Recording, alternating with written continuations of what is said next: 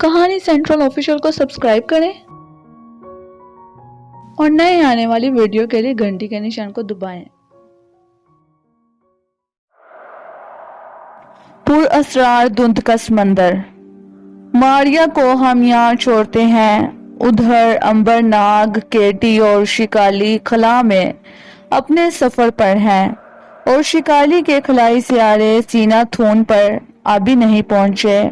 ہم خلائی انسان تھیوسانگ، امیر کی لڑکی جولی اور اس کے سائنسدان باپ کی طرف آتے ہیں۔ یہ تینوں انسان شمالی امریکہ کی بندرگاہ بالٹیمور سے ایک موٹر کشتی میں سوار ہو کر امریکہ کے جنوبی شہر ہیوسٹن کی طرف چلے تھے، جہاں زمین کے اندر سائنسی میوزیم میں سائنس کی ایجادات محفوظ کر رکھی ہوئی تھیں۔ ان کا سمندری سفر بہت لمبا تھا۔ ابھی انہوں نے آدھا راستہ بھی طے نہیں کیا تھا کہ سمندر میں ان کا تیل ختم ہو گیا۔ کشتی کی موٹر رک گئی۔ اتنی بڑی کشتی کو چپوؤں کی مدد سے نہیں چلایا جا سکتا تھا۔ کشتی سمندری لہروں پر اپنے آپ بھٹکنے لگی۔ خلائی انسان تھیوسانگ نے کہا، اس کشتی کی موٹر نے گیسولین بہت کھائی ہے۔ جولی کہنے لگی، اس سے تو بہتر تھا کہ ہم اس سفر پر روانہ ہی نہ ہوتے۔ اتنے بڑے سمندر میں ہمارا زندہ رہنا مجھے مشکل نظر آتا ہے۔ ہماری خوراک کتنے دن ہمارا ساتھ دے سکتی ہے؟ اس کے سائنسدان ڈیڈی نے کہا، میں نے حساب لگایا ہے، ہمارے پاس جو 14-15 دنوں کی خوراک اور پانی موجود ہے۔ مجھے یقین ہے کہ ان 14 دنوں کے اندر ہم کسی نہ کسی جزیرے پر پہنچ جائیں گے۔ تھیوسانگ بولا، اور اگر اس جزیرے پر بھی کھانے پینے کو کچھ نہ ملا تو پھر تم دونوں کا کیا بنے گا؟ میں تو بغیر کھائے پیے زندہ رہ لوں گا۔ مجھے تمہاری بہت فکر ہے۔ جولی اداس ہو گئی۔ تھیوسانگ نے اسے تسلی دیتے ہوئے کہا، فکر نہ کرو جولی، اگر ہم کسی جزیرے پر پہنچ گئے تو کہیں نہ کہیں سے کچھ حاصل کرنے کی پوری کوشش کریں گے۔ موٹر کشتی سمندر میں لہروں کے رحم و کرم پر بہتی چلی گئی۔ جب انہیں اسی طرح سے سفر کرتے 12 دن گزر گئے تو کھانے پینے کی چیزیں ختم ہو گئیں۔ صرف ایک دن کے لیے تھوڑی سی مچھلی اور پانی کا ایک چھوٹا ٹین بچا تھا۔ تھیوسانگ نے وہ جولی کے لیے رکھ لیا۔ دوسرے دن یہ خوراک بھی ختم ہو گئی۔ 14ویں روز فاقہ آ گیا۔ جولی کونے میں دبک کر بیٹھ گئی۔ اس کا ڈیڈی بھی بڑا پریشان ہوا کہ اگر 2 روز پانی نہ ملا تو ان کا زندہ بچنا محال تھا۔ وہ اپنی بیٹی کا حوصلہ بڑھا رہا تھا۔ خلائی انسان تھیوسانگ کشتی کے اگلے تختے پر کھڑا دور دور تک سمندر میں دیکھتا کہ شاید کہیں کسی جزیرے کی ایک جھلک ہی نظر آ جائے۔ 15واں دن آ گیا۔ بھوک اور پیاس سے جولی کے ہونٹ خشک ہو گئے، آنکھیں اندر کو چلے گئیں۔ وہ کشتی کے فرش پر سیدھی لیٹ گئی۔ اس کے ڈیڈی کی حالت بھی پانی نہ ملنے کی وجہ سے خراب ہونے لگی تھی۔ خلائی انسان تھیوسانگ سمجھ گیا کہ اگر 2 روز تک پانی نہ ملا تو یہ دونوں زندہ نہ بچ سکیں گے۔ 16ویں روز وہ صبح کی روشنی میں تختے پر کھڑا سمندر کی طرف دیکھ رہا تھا کہ اسے سمندر کی سطح پر کوئی سیاہ چیز ابھری ہوئی نظر آئی۔ جولی تو تختے پر فاقے سے نیم جان ہو کر پڑی تھی۔ اس کے ڈیڈی نے ابھی تک اپنے ہوش و حواس برقرار رکھے ہوئے تھے۔ تھیوسانگ نے اسے وہ سیاہ چیز دکھائی اور کہا، میرے خیال میں یہ کوئی جزیرہ نہیں ہے۔ پھر کیا ہو سکتا ہے؟ جولی کے ڈیڈی نے کمزور آواز میں پوچھا۔ تھیوسانگ بولا، میرا خیال ہے یہ کوئی کشتی ہے۔ سائنسدان بوڑھا کہنے لگا، اگر یہ ویل مچھلی ہوئی تو ہماری خیر نہیں۔ خلائی انسان تھیوسانگ کہنے لگا، ہمیں اپنی کشتی کا رخ اس طرف کرنا چاہیے، ہو سکتا ہے یہ کوئی فائدہ مند چیز ہو۔ خلائی انسان نے اپنی خلائی طاقت سے کام لیتے ہوئے کشتی کا رخ اس سیاہ دبے کی طرف موڑ دیا۔ کشتی سمندر کی لہروں پر سیاہ دبے کی طرف بڑھنے لگی۔ جوں کشتی قریب ہو رہی تھی وہ سیاہ دبا صاف ہوتا جا رہا تھا۔ بوڑھے سائنسدان کے منہ سے خوشی کے مارے چیخ نکل گئی، ارے یہ تو کوئی جہاز ہے۔ اتنی بات کان میں پڑی تو جولی نے بھی آنکھیں کھول دی۔ ڈیڈی، کیا کوئی جہاز ہماری طرف آ رہا ہے؟ ڈیڈی نے کہا، ہم جہاز کی طرف جا رہے ہیں بیٹا، دیکھو، اٹھ کر دیکھو۔ مجھے یہ کوئی ٹرانسپورٹ جہاز لگتا ہے، مگر یہ اتنی بڑی جنگ میں کیسے بچا رہا؟ تھیو سانگ نے کہا یہ تو جہاز پر چل کر معلوم ہوگا، بہرحال مجھے یقین ہے کہ وہاں ہمیں کھانے پینے کو ضرور کچھ مل جائے گا۔ کشتی جہاز کے قریب پہنچ گئی۔ تھیو سانگ نے دیکھا کہ یہ جہاز کافی بڑا تھا۔ جولی کے ڈیڈی نے اس کے جھنڈے کو دیکھ کر بے اختیار کہا، یہ تو ڈنمارک کا بار برادر جہاز ہے، مگر اس کے عرصے پر کوئی ملا نظر کیوں نہیں آ رہا؟ کشتی جہاز کے اس پہندے کی طرف لگا دی گئی جہاں ایک سیڑھی نیچے لٹک رہی تھی۔ تھیو سانگ نے جولی اور اس کے باپ کو سہارا دے کر سیڑھی پر چڑھایا اور وہ جہاز کے عرصے پر آ گئے۔ جہاز کا عرصہ ویران تھا، جہاز نے لنگر ڈالا ہوا تھا اور سمندری لہروں پر وہ آہستہ آہستہ ڈول رہا تھا۔ اس کا کریٹو یعنی عملہ کہاں چلا گیا؟ تھیو سانگ نے پوچھا۔ سائنسدان بوڑھا جہاز کے عرصے والے کیبن کے دروازے کو جھک کر دیکھ رہا تھا جو آدھا کھلا تھا۔ جولی نے کہا، ڈیڈی پلیز سب سے پہلے پانی تلاش کریں، میری تو جان نکلی جا رہی ہے۔ تھیو سانگ نے سائنسدان ڈیڈی کو پکڑ کر ایک جگہ بٹھا دیا اور کہا، آپ لوگ یہاں آرام سے بیٹھے، میں نیچے جا کر کچھ کھانے پینے کو لاتا ہوں، مجھے یقین ہے یہاں ہمیں پانی اور روٹی مل جائے گی۔ بھوک اور پیاس نے بوڑھے سائنسدان کو زیادہ نڈال کر دیا تھا۔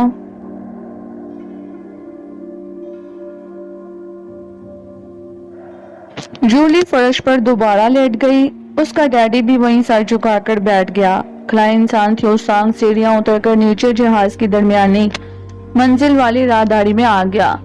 یہاں ہلکا ہلکا اندھیرا تھا، اسے کسی جگہ کوئی انسان نہ ملا، ایک کیبن کا دروازہ آدھا کھلا تھا، یہاں سے اسے پیاز اور سیب کی خوشبو آئی، وہ اندر داخل ہو گیا۔ یہ جہاز کا کچن تھا، یہاں کھانے پینے کی ہر چیز کافی تعداد میں موجود تھی۔ تھیو سانگ نے پانی سے جگ بھرا، ڈبل روٹی اور خشک مچھلی کے ٹکڑے انگیٹھی کے اوپر سیک میں سے اتارے اور تیزی سے واپس عرصے پر آ گیا۔ کھانے اور پانی کو دیکھ کر جولی اور اس کے ڈیڈی کی آنکھوں میں چمک آ گئی، انہوں نے دیکھتے دیکھتے ساری ڈبل روٹی اور مچھلی چٹ کر لی۔ سیر ہو کر پانی پیا، اب انہیں ہوش آ گیا۔ ان کا ذہن سوچنے لگا، آنکھیں ہر شے کو اس کی صحیح حالت میں دیکھنے لگی۔ تھیو سانگ نے کہا، نیچے کسی جگہ کوئی ملا نظر نہیں آیا، اس جہاز کا عملہ کہاں چلا گیا؟ جہاز میں ہر شے ٹھیک حالت میں ہے۔ جولی اور اس کا ڈیڈی کھلا انسان کے ساتھ نیچے جہاز کی دوسری منزل میں گئے۔ سارے کیبن خالی تھے، سب سے نچلی اور آخری منزل میں سامان کی بڑی بڑی پیٹیاں بڑی تھیں۔ انہوں نے ایک پیٹی کو توڑ کر دیکھا، ان میں ٹریکٹر کے پرزے بند تھے۔ جہاز کے پچھلے حصے میں انجن روم تھا، انجن روم میں بھی کوئی انسان نہیں تھا، انجن بند تھے۔ دیوار کے ساتھ پٹرول کے بڑے ہوئے کتنے ہی ڈرم رکھے تھے، انجن بجلی کے تھے مگر اس کے جنریٹر پٹرول سے چلتے تھے۔ ڈیڈی نے کہا، اوپر برج ہیڈ پر چل کر دیکھتے ہیں۔ برج ہیڈ عرصے یعنی ڈیک کے اوپر جہاز کی سب سے اوپر والی چھوٹے سے شیشے کے کیبن میں تھا، جہاں جہاز کا کیبن اور انجینئر ٹیلیسکوپ اور ریڈار کے پاس رہتے ہیں۔ اس کیبن میں بھی کوئی نہیں تھا، ٹیلیسکوپ کا رخ سمندر کی جانب تھا، ریڈار بند تھا، سکرین بجھی ہوئی تھی، کمپیوٹر خاموش تھے۔ یہ سویڈن کا ماڈرن مال برادر جہاز تھا۔ اچانک جولی نے ایک طرف جھکتے ہوئے کہا، ڈیڈی یہاں آئے، یہ دیکھیں۔ کھلا انسان اور سائنسدان بوڑھا اس طرف بڑھے، یہاں کیبن کے فرش پر دو انسان کے ہلکے بھورے رنگ کے مدھم نشان پڑے تھے۔ چونکہ یہاں روشنی تھی اس لیے یہ نشان صاف نظر آ رہے تھے۔ یہ انسانوں کے نشان اس طرح سے پڑے تھے جیسے دونوں انسان فرش پر گر کر ٹیڑے ہو گئے ہوں۔ ڈیڈی نے فرش پر انسانی نشان کو ایک جگہ انگلی سے چھوا اور پھر بڑی بڑی آنکھیں کھول کر بولا، اس جہاز پر نیوٹرون بم پھینکا گیا ہے۔ نیوٹرون بم اس بم کو کہتے ہیں کہ جس کے پھٹنے سے مکانوں، دیواروں یا کسی بھی چیز کو کوئی نقصان نہیں پہنچتا، کوئی دھماکہ نہیں ہوتا، ہر چیز اپنی جگہ پر ویسے ٹھیک حالت میں رہتی ہے، مگر وہاں موجود سارے انسان ذرے بن کر فضا میں تحلیل ہو جاتے ہیں۔ جولی اور کھلا انسان پھٹی پھٹی آنکھوں سے ایک دوسرے کو تکنے لگے۔ جولی نے کہا، یہی وجہ ہے کہ یہاں کوئی انسان، کوئی ملا زندہ نہیں بچا۔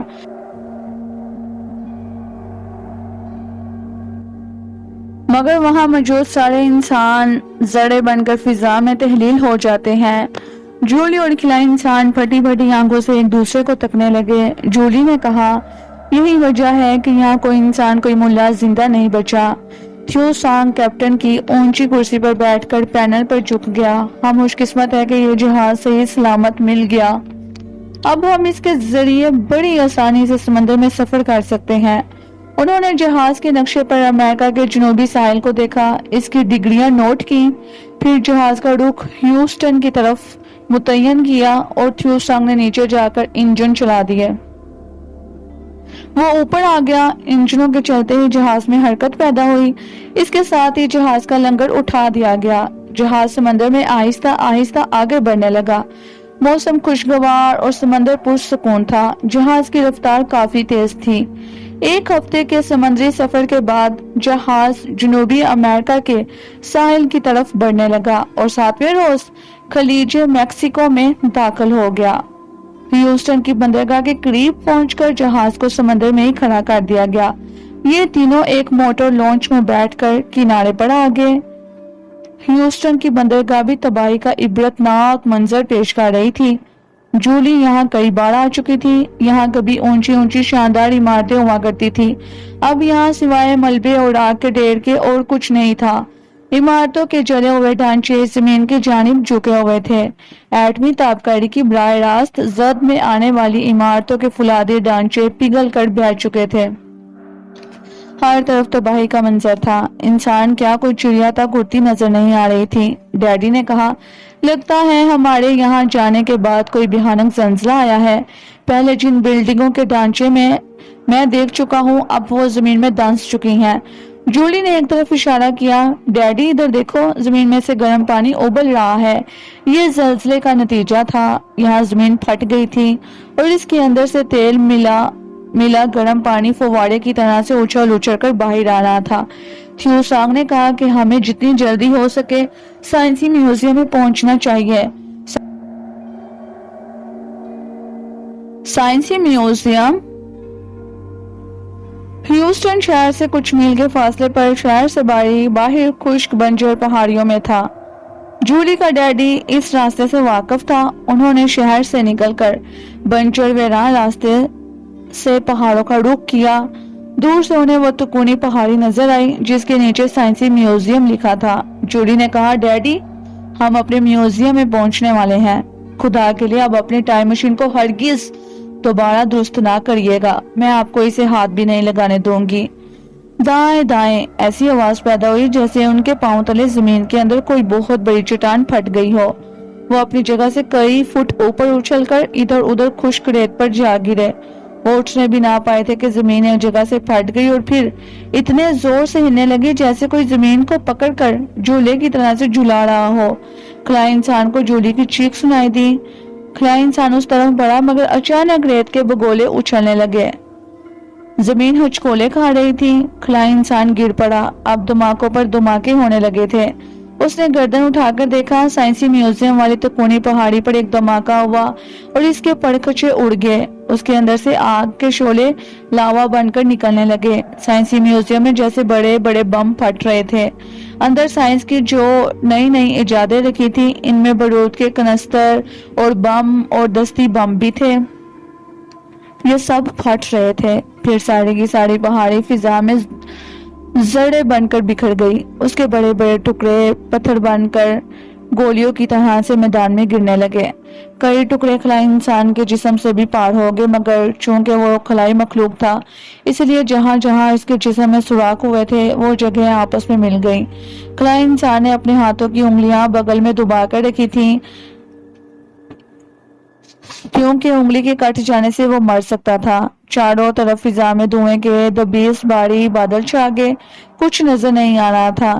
تھیو سانگ یعنی کھلائی انسان نے اپنے ہاتھوں کی انگلیاں بغل میں دبا رکھی تھیں کیونکہ انگلی کے کٹ جانے سے وہ مر سکتا تھا۔ چاروں طرف فضا میں دھوئیں کے دبیس بھاری بادل چھا گئے، کچھ نظر نہیں آ رہا تھا۔ تھیو سانگ یعنی کھلائی انسان نے جولی اور اس کے ڈیڈی کو آوازیں دی، کوئی جواب نہ آیا۔ ابھی تک فضا میں دھماکے کی آوازیں گونج رہی تھیں۔ جب ذرا فضا پرسکون ہوئی، دھوئیں کے بادل کم ہوئے تو وہ اٹھ کر اس طرف کو بھاگا جدھر جولی اور اس کا سائنسدان ڈیڈی گیا تھا۔ یہاں چاروں طرف ریت، پتھر اور کنکڑوں کی تہہ جمی تھی۔ فلائی انسان نے ایک جگہ کالی ریت اور پتھروں کے ڈھیر میں سے جولی کا ہاتھ باہر نکلا ہوا دیکھا۔ وہ لپک کر اس طرف آیا، اس نے پتھر ادھر ادھر ہٹا کر جولی کو اس میں سے نکالا، مگر جولی کی روح اس کے جسم سے نکل چکی تھی اور وہ اس قدر زخمی ہو گئی تھی کہ اس کا بچنا ناممکن تھا۔ قریب ہی پتھروں میں اس کے سائنسدان باپ کی بھی لاش پڑی تھی۔ خلائی انسان آنسوؤں سے ناواقف تھا، لیکن جولی اور اس کے باپ کی لاش کو دیکھ کر اس کا دل بوجھل سا ہو گیا۔ اس نے گردن جھکا دی اور جولی کے مردہ جسم کو اپنے گھٹنوں میں رکھے وہ دیر تک خاموش بیٹھا رہا۔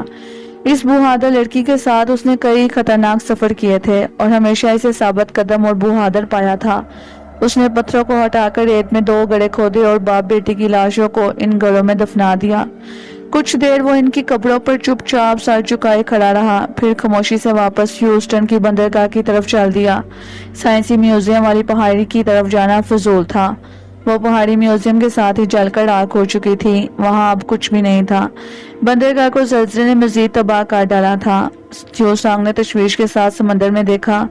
خوش قسمتی سے اس کے بحری جہاز کو کوئی نقصان نہیں پہنچا تھا۔ وہ اسی طرح سے سمندر میں لنگر انداز تھا۔ خلائی انسان کو ایسا محسوس ہو رہا تھا کہ وہ اتنی بڑی دنیا میں بالکل اکیلا رہ گیا ہے۔ امبر کیٹی بھی اس کے پاس نہیں تھے۔ اسے معلوم نہیں تھا کہ یہ تینوں دوست خلا میں کہاں ہوں گے۔ اس کی موٹر لانچ ساحل پر نہیں تھی۔ اس قیامت خیز زلزلے میں وہ ساحل سے ٹکرا کر پاش پاش ہو چکی تھی۔ خلائی انسان نے سمندر میں چھلانگ لگا دی اور تیرتا ہوا جہاز پر پہنچ گیا۔ جہاز پر پہنچ کر اس نے امریکی لڑکی جولی اور اس کے ڈیڈی کی بہت یاد آئی۔ اب وہاں اس کے لیے کیا رہ گیا تھا؟ اس نے لنگر اٹھا دیا، انجن سٹارٹ کیے اور برج ہیڈ والے کیبن میں آ کر پینل کے آگے اونچی کرسی پر بیٹھ کر سامنے سمندر کی طرف دیکھنے لگا۔ اس نے جہاز کا رخ جنوب کی طرف کر دیا تھا۔ اس کی کوئی منزل ہی نہیں تھی، پھر کسی خاص سمت کا رخ متعین کرنے کی کیا ضرورت تھی؟ بلا جہاز ایک خاص رفتار کے ساتھ کھلے سمندر کی طرف بڑھتا چلا جا رہا تھا۔ اس نے پیچھے مڑ کر دیکھا، ہیوسٹن کا تباہ حال ساحل دور ہوتا جا رہا تھا۔ اس وقت دن کے 10 بج رہے تھے۔ 12 بجے تھیوسانگ اٹھ کر نیچے کیبن میں آ گیا۔ تھوڑا سا ٹھنڈا گوشت فریزر سے نکال کر تلا اور ڈبل روٹی کے ایک قطلے کے ساتھ کھایا اور کافی کا مگ بنا کر اوپر والے کیبن میں آ کر بیٹھ گیا۔ رڈار سامنے سینکڑوں میل تک کچھ دکھائی نہیں دے رہا تھا۔ سارا سمندر صاف تھا، موسم بھی پرسکون تھا۔ جہاز ایک نپی تولی رفتار سے جنوبی ساحل کی طرف چلا جا رہا تھا۔ ماریا ہوا میں پرواز کرتی سمندر میں بہت آگے نکل آئی تھی۔ سورج سمندر میں غروب ہو رہا تھا کہ مشرق کی طرف سے کالے کالے بادلوں کی گٹا اٹھی اور دیکھتے دیکھتے سمندر پر چھا گئی۔ ماریا ان بادلوں میں چھپ گئی۔ وہ فضا میں بلند ہوتے ہوتے ان بادلوں کے اوپر آ گئی۔ بادلوں میں بجلیاں چمکنے لگی، بادل کڑکنا شروع ہو گئے، موسلا دھار بارش ہونے لگی۔ ماریا اس بارش سے محفوظ تھی۔ وہ ہوا میں چلنے لگی، سمندری لہریں اوپر کو چل رہی تھیں۔ ماریا کو ان کا شور سنائی دے رہا تھا۔ ماریا بادلوں کے اوپر اڑ رہی تھی، آسمان پر ستارے چمکنے لگے تھے۔ بارش کا یہ طوفان 2-3 گھنٹے تک برابر چلتا رہا، پھر بادل چھٹ گئے۔ ماریا نیچے آ گئی، سمندر ابھی تک بڑی بڑی لہریں اٹھ رہی تھیں۔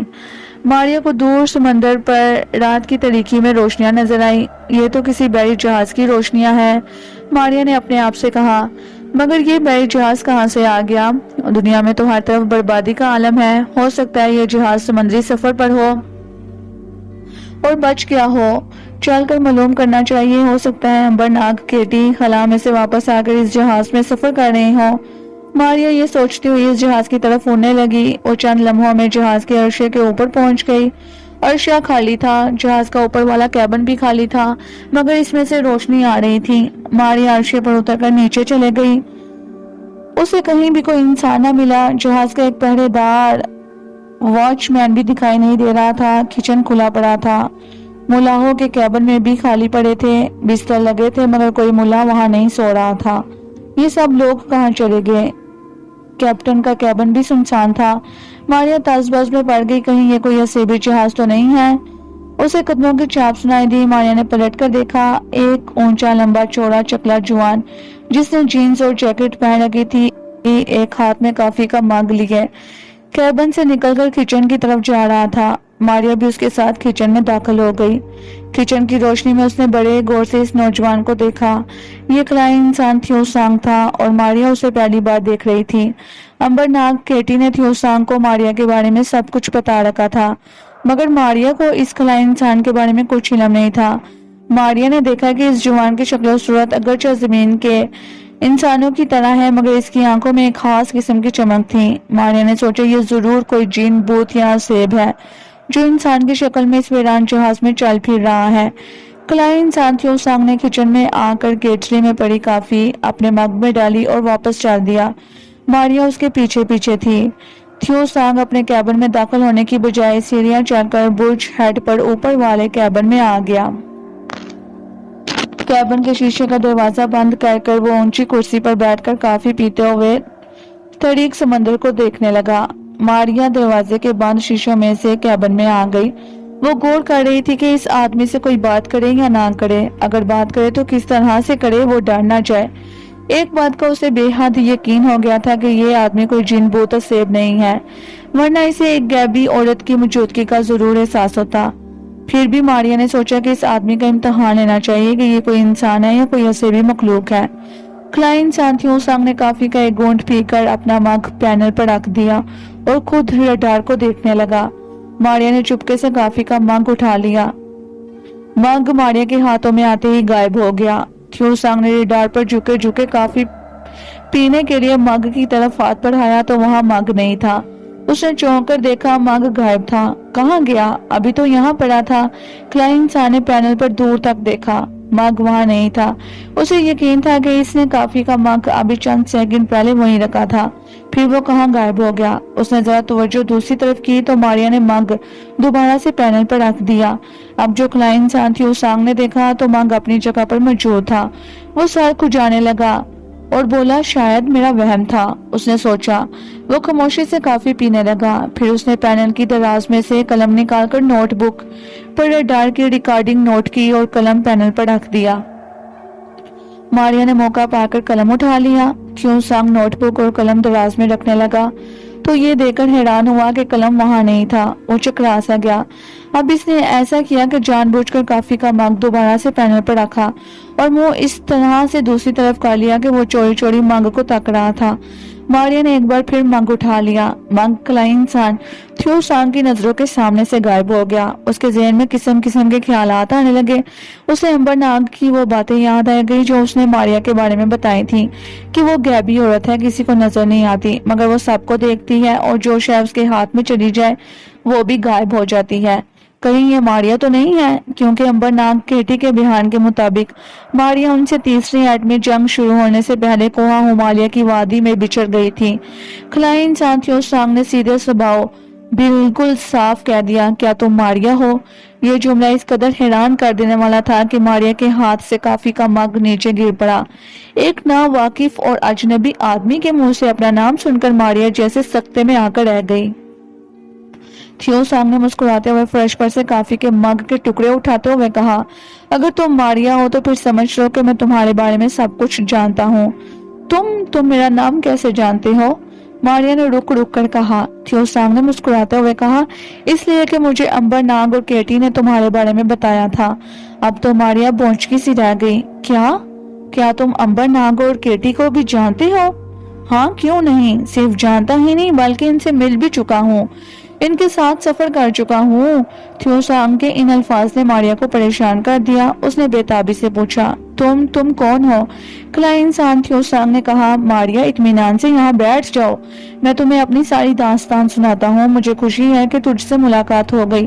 اس کے بعد کلائی انسان نے شروع سے لے کر آخر تک ماریا کو ساری کہانی سنا دی۔ ماریا بڑی خوش ہوئی کہ اسے ایک ساتھی مل گیا۔ اس نے تھیو سانگ کو اپنی بھی ساری داستان سنا ڈالی اور پوچھا، امبر ناگ کیٹی اس وقت کہاں ہوں گے؟ تھیو سانگ بولا، ایک نیک دل ماں کی روح نے مجھے صرف اتنا بتایا تھا کہ امبر ناگ کیٹی اس وقت خلا میں کسی نامعلوم سیارے کی طرف سفر کر رہے ہیں۔ اس سے زیادہ مجھے اس نیک روح نے کچھ نہیں بتایا تھا۔ ماریا تعجب سے بولی، خلا میں؟ کیا امبر ناگ اور کیٹی خلا میں سفر کر رہے ہیں؟ یا اللہ، وہ خلا میں کیسے پہنچ گئے؟ تم تو خلائی مخلوق ہو، کیا تم اندازے سے کچھ بتا سکتے ہو کہ امبر ناگ کیٹی خلا میں کس جگہ ہوں گے اور کس حال میں ہوں گے؟ خلائی انسان مسکرا کر بولا، ماریا بہن، میں غیب کا علم نہیں جانتا، اور پھر میرے پاس ایسا کوئی خلائی ریڈار یا ریڈیو ٹرانسمیٹر بھی نہیں ہے کہ میں خلا میں امبر ناگ کیٹی سے رابطہ پیدا کر سکوں۔ ماریا بولی، لیکن وہ خلا میں کیسے پہنچ گئے؟ تھیو سانگ کہنے لگا، کچھ کہا نہیں جا سکتا۔ اگر یہ ساری دنیا ایٹم بمبوں سے تباہ ہو سکتی ہے، ساری آباد کاری ختم ہو سکتی ہے، تو امبر ناگ کیٹی خلا میں بھی پہنچ سکتے ہیں۔ ہو سکتا ہے کوئی خلائی مخلوق دنیا کی تباہی کے بعد اس زمین پر اتری ہو اور امبر ناگ کیٹی کو اغوا کر کر اپنے سیارے کی طرف لے گئی ہو۔ ماریا نے کہا، اب ہم انہیں کہاں تلاش کریں؟ تھیو سانگ بھائی، اس دنیا میں تو کہیں کوئی آبادی نہیں ہے، ہر طرف ویرانی ہی ویرانی ہے، اور میں نے تو مقدس کتاب میں یہ بھی پڑھ لیا ہے کہ بہت جلد اس دنیا میں لاکھوں سال پہلے کے جنگلی درندوں کا دور شروع ہونے والا ہے۔ یہ دنیا لاکھوں سال پیچھے جانے والی ہے۔ میرے خدا، ایسی مشکل میں تو ہم کبھی بھی نہیں پڑے تھے۔ تھیو سانگ نے مذاق اڑاتے ہوئے کہا، تم نے یوں ہی کسی کتاب میں یہ گپ پڑھ لی ہوگی۔ دنیا کتنی بھی تباہ کیوں نہ ہو جائے، یہ لاکھوں برس پیچھے نہیں جا سکتی۔ اس کے لیے اسے اپنے مدار کے گرد الٹی گردش شروع کرنی ہوگی۔ ماریا کہنے لگی، تھیو سانگ، ہم ہزاروں برس سے اس دنیا میں سفر کر رہے ہیں، ہم نے ہزاروں انہونی باتوں کو ہوتے دیکھا ہے، اور پھر ایک ڈائناسور کو تو میں خود خلا کر کر آ رہی ہوں جو اس دنیا پر لاکھوں سال پہلے کا درندہ تھا۔ مجھے یقین ہے اس دنیا، اس کرۂ ارض پر لاکھوں کروڑوں برس پہلے کا زمانہ آنے والا ہے۔ خلائی انسان بولا، اس وقت تو ماریا ہمیں یہ سوچنے کی ضرورت ہے کہ ہم امبر ناگ کیٹی کی تلاش میں خلا کی طرف کیسے جا سکتے ہیں۔ ماریا نے کہا، تم خلائی مخلوق ہو، اس بات کا جواب تو تمہیں معلوم ہونا چاہیے۔ خلائی انسان تھیو سانگ بولا، ایک اڑن تشتری ہمیں یہاں زمین پر مل گئی تھی، مگر وہ بھی تباہ ہو گئی ہے۔ اس اڑن تشتری میں خدا جانے کب خلا سے کوئی خلائی مخلوق آئی تھی۔ اب ہمیں ایسا خلائی جہاز کہاں ملے گا جو ہمیں خلا میں لے جائے؟ مجھے تو یہ بات ناممکن لگتی ہے۔ میں خود یہاں ہو کر رہ گیا ہوں، حالانکہ میں خود ایک خلائی انسان ہوں۔ ماریا خاموش ہو گئی، اسے امبر ناگ کیٹی سے ملنے کی امید ختم ہوتی نظر آنے لگی تھی۔ وہ اگرچہ ہوا میں اڑ سکتی تھی، مگر وہ خلا تک نہیں پہنچ سکتی تھی۔ زمین کی زبردست کشش سے نکل کر خلا میں داخل ہونا اس کے اختیار میں نہیں تھا۔ اس کا جہاز سمندر میں سفر کرتا چلا گیا۔ کئی دن، کئی ہفتے، کئی مہینے گزر گئے، مگر زمین نظر نہ آئی۔ سمندر ختم ہی نہیں ہو رہا تھا۔ ماریا نے خلائی انسان سے کہا کہ کہیں وہ ایک ہی جگہ تو سمندر میں چکر نہیں لگا رہے۔ خلائی انسان کو خود بھی تشویش ہو رہی تھی۔ اس نے ریڈار اور کمپیوٹر کو چیک کیا، ہر شے ٹھیک تھی، مگر سمندر ختم نہیں ہو رہا تھا۔ یہ ماما میری سمجھ میں نہیں آ رہا ماریا کہنے لگی، مجھے یقین ہے کہ ہم سمندر کے کسی بہت بڑے گرداب میں پھنس گئے ہیں اور ہمارا جہاز ایک ہی جگہ پر دائرے کی شکل میں چکر لگا رہا ہے۔ خلائی انسان نے کہا، اگر ایسی بات ہوتی تو کمپیوٹر پر دائرے بننے شروع ہو جاتے، لیکن ایسا نہیں ہو رہا۔ کمپیوٹر بتا رہا ہے کہ ہم سیدھے جا رہے ہیں۔ یہ ماما نہ ماریا کی سمجھ میں آ رہا تھا، نہ خلائی انسان اسے حل کر سکا۔ جہاز اسی طرح سے مشرق سے سورج نکلنے کی سمت کو برابر چل رہا تھا۔ سورج نکلنا غروب ہو جاتا، پھر دوسری جگہ سے نکلتا اور غروب ہو جاتا، مگر سمندر کا کنارہ نہیں مل رہا تھا۔ جہاز میں خوراک کا سٹاک ختم ہونے لگا تھا۔ ان دونوں کو خوراک کی ضرورت نہیں تھی۔ ماریا تو بالکل کچھ کھاتی پیتی نہیں تھی۔ خلائی انسان کسی وقت تھوڑا بہت کھا لیتا تھا اور یہی اس کے لیے کافی تھا۔ جب خلائی انسان اور ماریا کو سمندر میں سفر کرتے 6 مہینے گزر گئے تو ان کا جہاز دھند کے بادل میں داخل ہو گیا۔ یہ دھند سارے سمندر پر چھائی ہوئی تھی۔ یہ دھند اتنی گہری تھی کہ ہاتھ کو ہاتھ سجائی نہیں دیتا تھا۔ ماریا کو خلائی انسان تھیو سانگ نظر نہیں آتا تھا۔ خلائی انسان اپنے کیبن کے پینل کو بھی نہیں دیکھ سکتا تھا۔ صرف کمپیوٹر روشن تھا اور رڈار میں دھند سبز روشنی سی ہو رہی تھی۔ ماریا نے کہا کہ شاید یہ دنیا کا انجام ہے اور یہ سیارہ ختم ہو رہا ہے۔ ہم خلا کے کسی سمندر میں آ گئے ہیں۔ خلائی انسان بولا، ہم زمین کے سمندر میں ہی ہیں ماریا، مگر ہم کہاں ہیں؟ یہ تو دھند ختم ہوگی تو پتہ چلے گا۔ ماریا نے اداس لہجے میں کہا، کیا خبر یہ سب کچھ ہی غائب ہو جائے۔ جہاز کے سامنے سمندر پہ دھند پتلی ہونے لگی، پھر دھند بالکل اڑ گئی اور انہوں نے دور ایک سیاہ بلند پہاڑوں والے جزیرے کو دیکھا۔